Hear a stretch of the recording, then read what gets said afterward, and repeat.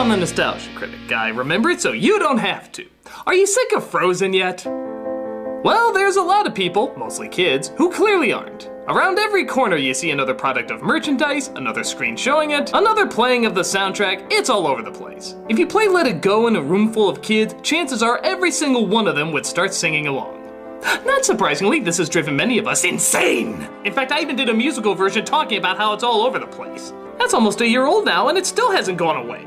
This has resulted in what usually follows something that's insanely popular, the backlash. Suddenly, a lot of people are coming out saying the film is overpraised, too hyped up, and not even very good. The film has gone from one of the most beloved hits of the past decade to one of the most annoying by several viewers.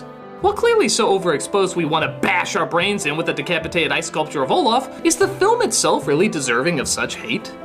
It still seems like a good movie. Not perfect, but few if any films are. So why all the hatred towards the film as opposed to the overexposure of it? I mean, everybody left and right used to praise this, and now it seems to be working towards the other direction.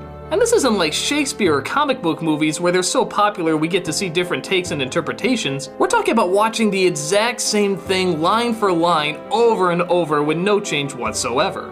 On the one hand, you can always pick up elements about a movie you never notice the more times you watch it. I do a whole series about that now. But when something is everywhere you turn, and I mean everywhere, you start to tell yourself enough is enough. I love Guardians of the Galaxy, but if I was forced to see it front and center in every store, every single place I turned, chances are most of us would have the same tired reaction.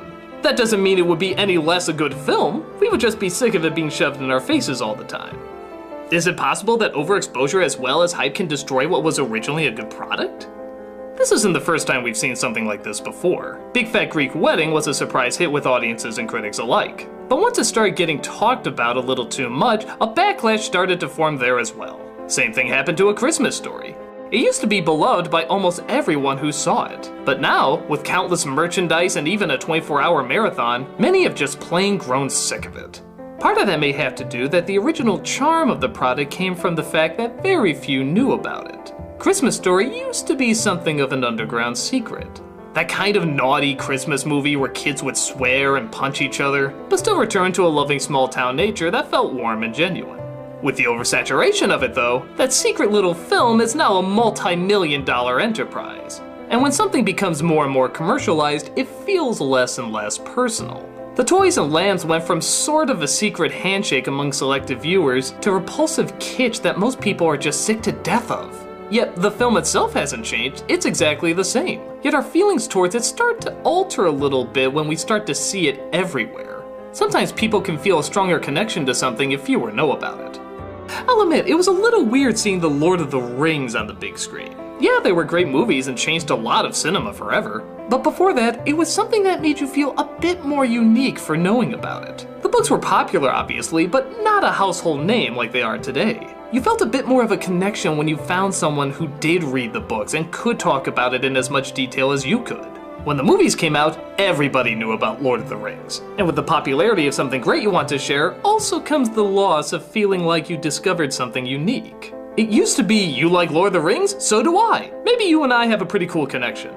Now it's, you like Lord of the Rings? No, everybody does. How are you any different from anybody else? It's a double-edged sword with many pros and cons. Yeah, it's great that more attention is being given to something that you consider good, but does that also take away a closer feeling you had about it? Interestingly enough though, while the film itself doesn't change, your reaction to watching it can. And this is once again where audience participation plays a big part. Two films I thought were comic masterpieces when they first came to the big screen were Borat and There's Something About Mary. The audiences at both the viewings I was at were howling with laughter and I was there howling along with them. When I was done watching each film, I remember saying to myself, these are some of the best comedies ever. I never saw an audience laugh so much. But then when I watched them alone at home, it was a very different experience. Suddenly the shock value didn't seem so shocking, and the humor seemed a little slower and more awkward than I remembered. They were still okay, but what happened between watching it with an audience and watching it on my own? How did I go from roaring with laughter to just a little giggle every once in a while? The films themselves were exactly the same, so how come they weren't making me laugh as hard? It was then I realized just how big an impact your environment can have.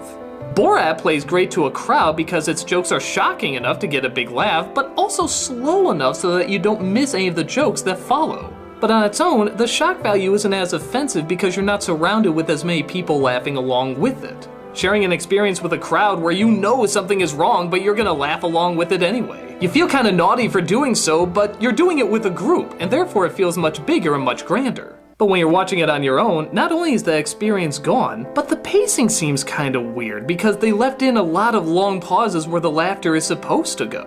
So now the movie seems kinda slower and not as quick because there's not as many distractions with the crowd. This is why so many sitcoms still have live audiences. If you hear a large amount of people laughing, it'll enforce, even if subtly, that you should laugh too. Logically, if so many people are having a good time, that must mean there's something funny about it, right? How less funny would these sitcoms be if they took out all that laughter? Some can still hold up, but a lot of them really rely on it. As we discover, certain movies do too. But as we noticed before, hype can work against a movie as well. If there's anything we're starting to learn here, it's that repetition is fine, but the more and more you do it, the more and more boring it starts to become.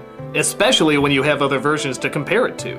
John Cleese still stands by that Fierce Creatures is not a bad film, but because they used the same cast as the Oscar-winning Fish Called Wanda, it was hated and despised by audiences and critics alike. So, hype and overexposure can be helpful, but sadly it can kind of be unfair. It can affect us in ways that we're consciously not even aware of. It can change our reaction to a second viewing even if the movie hasn't changed at all. But something that should also be picked up very quickly is that people always want to make a big deal out of something. Remember when Twilight was everywhere? Remember when Transformers was everywhere? Remember when Jim Carrey's Grinch was everywhere? Yeah, remember kids, Christmas isn't bought at a store. Now please buy our board game, toys, and a whole bunch of other merchandise. Yeah, you couldn't escape it for a while. But that's my point. There's always going to be something people are going to obsess over for a long period of time. So I suppose all we can really do is hope that the obsession is over something good rather than over something bad. With that said, I'd much rather take this over this any day. I'd much rather watch Elsa build a castle than Bella and Edward kiss. I'd much rather see Ralphie and his mother bond than see Jim Carrey forcing a guy to kiss a dog's ass. I'd much rather see Luke Skywalker destroy the Death Star than Michael Bay to his boy toys. And sure, we'll start to get tired of seeing them everywhere, but we should be happy we appreciated something that had so much creativity to begin with. Years ago, people were sick of seeing Lion King everywhere. Now it's a movie most people wouldn't dream of being without. Remember how everyone wouldn't shut up about The Dark Knight? But now, you put on every once in a while, and it's still a good flick. We're gonna go through a love and hate relationship of anything that gets popular. But it's good to know that for every terrible piece of that becomes a phenomenon, there's something intelligent and inspiring that's waiting to become just as popular. If you're gonna be sick of something you're gonna see over and over, just pray it's something you at least kind of liked to begin with. I'm the Nostalgia Critic guy, remember it so you don't have to.